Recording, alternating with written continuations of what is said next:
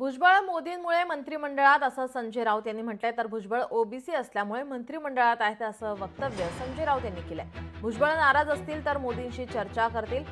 समाजावर अन्याय होतोय तर भुजबळांनी राजीनामा द्यावा असंही त्यांनी म्हटलंय. तर भुजबळांनी राजीनामा दिल्यास ओबीसी बांधवांना आनंद होईल अशी प्रतिक्रिया हरिदास राठोड यांनी दिली आहे.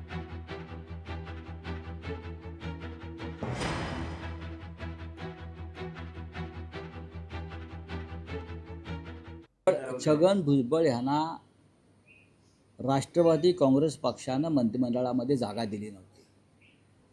ओबीसींचे नेते म्हणून त्यांना नरेंद्र मोदी यांनी विशेष लक्ष घालून देवेंद्र फडणवीस यांना सांगून मंत्रिमंडळात घेतलं.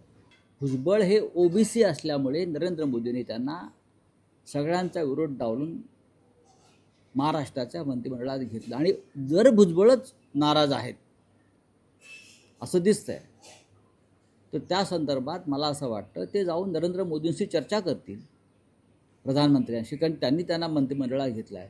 आणि घटना दुरुस्ती जी आवश्यक आहे आरक्षण पक्क होण्यासाठी, त्याला कायदेशीर प्रारूप देण्यासाठी ते करून घेतील. आणि भुजबळ हे नाराज आहेत किंवा नाहीत यापेक्षा मी मंत्रिमंडळात आहे ह्याच्यावर त्यांचं समाधान. ते राजीनामा देणार आहेत का?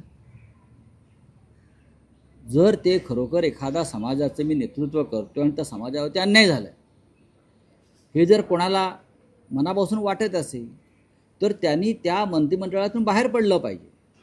तुम्ही एका बाजूला सांगताय की मी ओबीसीचा नेता म्हणून मंत्रिमंडळात बसलो आहे आणि कालच्या निर्णयानंतर मराठा समाजाला आरक्षण देण्यासंदर्भात ओबीसीवरती अन्याय झाला असं आपण म्हणताय आणि कॅबिनेटवरती बहिष्कार टाकताय. म्हणजे तुम्हाला कॅबिनेटवर तुमचा विश्वास नाही किंवा मुख्यमंत्र्यावरती विश्वास नाही. स्वाभिमान आणि नैतिकता ह्याचे जे दोन शब्द राजकारणामध्ये येतात, तुम्ही त्या संदर्भात विचार करून आपल्या पदाचा राजीनामा देऊन तुम्ही आपल्या समाजात पुन्हा जायला पाहिजे नेतृत्व करण्यासाठी. आमचे नेते मान्य छगन भुजबळ साहेब फार नाराज आहेत.